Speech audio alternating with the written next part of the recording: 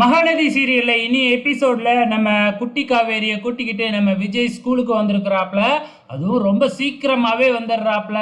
பாப்பா இருந்துக்கிட்டு என்ன யாருமே வர்றதுக்கு முன்னாடி என்னை கொண்டு வந்து விட்டுடுறீங்க, நான் எப்படி போய் தனியாக கிளாஸில் உட்காந்துருப்பேன் அப்படின்னு சொல்லும் பொழுது, இல்லைன்னா உங்கள் மிஸ் வர்ற வரைக்கும் நம்ம வெளியிலே வெயிட் பண்ணுவோம் அப்படின்னு நம்ம விஜய் பிளான் போட்டாப்ல. இது காவேரிக்கு நல்லாவே தெரிஞ்சிருச்சு. கொஞ்ச நேரத்தில் காவேரி மிஸ்ஸும் வந்துடுறாங்க. அதுக்கப்புறம் என்ன, நம்ம காவேரி கிட்ட வந்து பார்த்தீங்கன்னா, என்ன இவ்வளோ சீக்கிரம் வந்துட்ட அப்படின்னு கேட்க, அப்பா தான் அழைச்சிட்டு வந்துட்டாப்ல. அப்புறம் ஏன் உள்ளாரே போகாமல் இங்கேயே நிற்கிற அப்படின்னு கேட்ட உடனே, அப்பா தான் நிற்க சொன்னார் அப்படின்னு பாப்பா சொல்லிடுது. அதுக்கப்புறம் விஜய் என்ன சொல்கிறதுன்னு தெரியாமல், இல்லை கிளாஸில் தனியாக உட்காந்துருக்கிறதுக்கு ஒரு மாதிரி போர் அடிக்குதுன்னு சொன்னான், அதனால தான் நான் இங்கேயே நிப்பாட்டி சும்மா பேசிக்கிட்டு இருந்தேன் அப்படின்னு விஜய் சொல்லி சமாளிச்சிட்றாப்புல.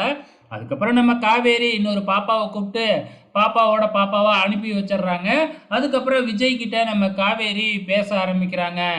என்ன பேச ஆரம்பிக்கிறாங்க அப்படின்னு பார்த்தீங்கன்னா, நேற்று நைட்டு தான் எங்கள் அம்மா கிட்ட உங்களை பற்றி பேசினேன், எங்களால் உங்களுக்கும் இவ்வளோ பெரிய இழப்பா அப்படின்னு சொல்லி காவேரி ரொம்ப ஃபீல் பண்ண ஆரம்பிச்சிடுறாங்க நம்ம விஜயை பற்றி.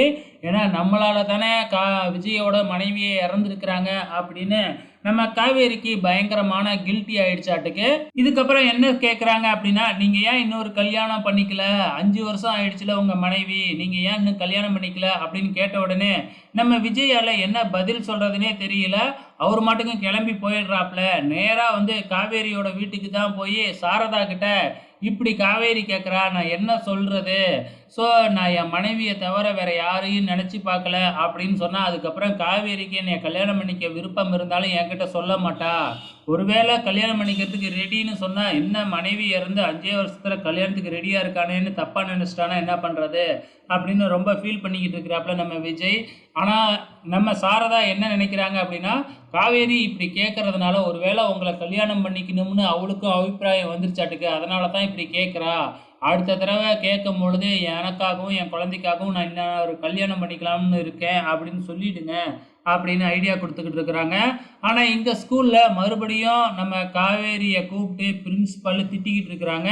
நான் அவ்வளோ தூரம் சொல்லியும் மறுபடியும் அந்த பாப்பா மேலே மட்டும் நீ தனியாக கேர் எடுத்துக்கிற, அந்த குழந்தையோட அப்பா கிட்ட வேறையா நீ வெளியிலேயே நின்று பேசிக்கிட்டு இருக்கீங்க, இதெல்லாம் பார்க்குறதுக்கு ரொம்ப தப்பாக இருக்குது அப்படின்றாங்க.